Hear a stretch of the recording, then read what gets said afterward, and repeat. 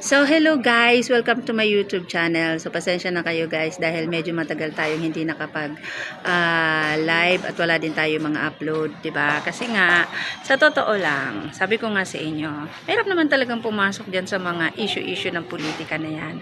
'Di ba? Hindi na natin kailangang magmagaling diyan kasi ipaubayan natin 'yan doon sa mas mga nakakaalam talaga kung paano aayusin ang problema natin dito sa gobyerno. 'Di ba?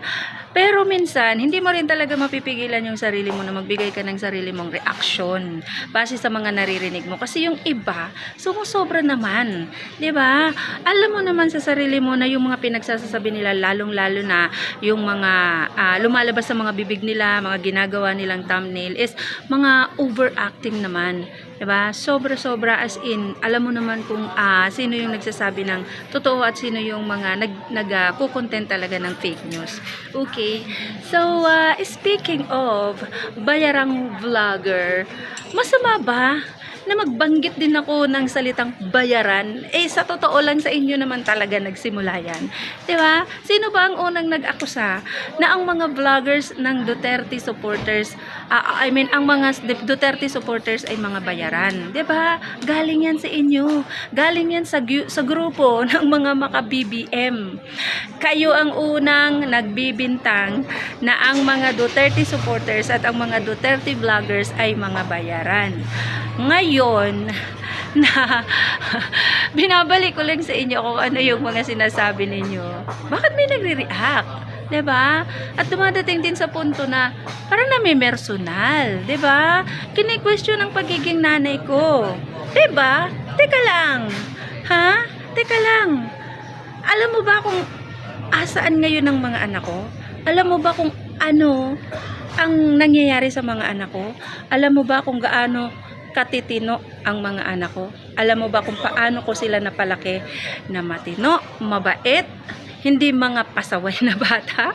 Para questionin mo yung pagiging nanay ko.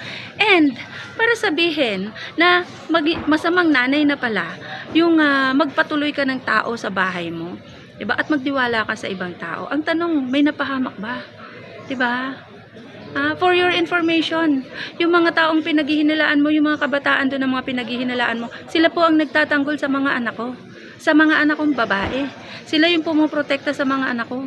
Alam natin kung gaano kagulo ang lugar ng Caloocan pagdating sa mga kabataan. Sila dyan. 'Di ba? Nakita nyo naman, may mga post sa Facebook dyan. May mga batang babae, high school pa lang, nagsasabunutan, nagsasaksakan. 'Di ba?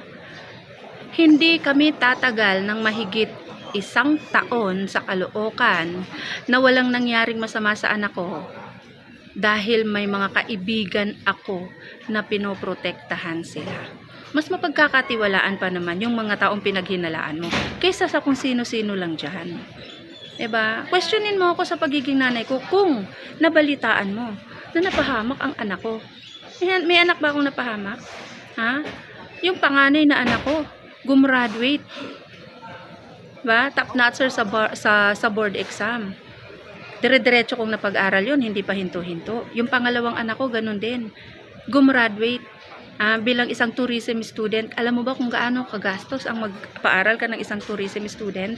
Sa solong nanay na katulad ko na isang ordinaryong pipitsuging call center ang trabaho, sa 6 kong anak na ako lang mag-isa ang naghahanap buhay at nagpapaaral at nagpapalaki, pero nagagabayan ko sila ng tama.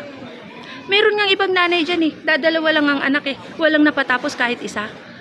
Meron ngang ibang nanay dyan diba? Dadalawa lang ang anak hindi pa napalaki ng matino.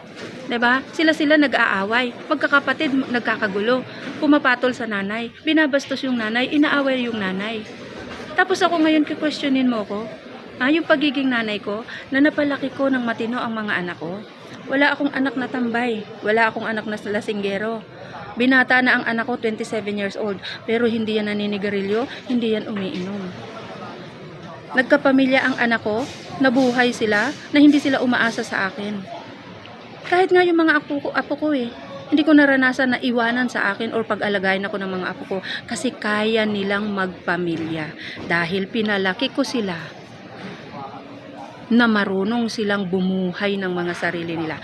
Kaya nilang magbanat ng buto. Kaya nilang tumayo sa sarili nilang paa. Yung anak ko, mga minor de edad, hindi mo makikitang palatambay dyan sa kung saan saan tabi-tabi. From school, home. Home to school. Kahit ngayon, na bakasyon, nasa bahay lang sila. Wala akong anak na naninigarilyo, wala akong anak na umiinom. Honor student ang mga anak ko.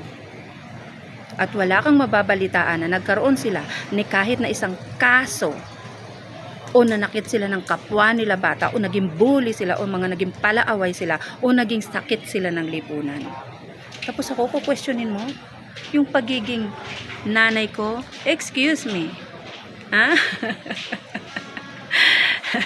Tingnan nyo yung mga sarili ninyo bago ninyo ako batuhin ang personal na buhay ko.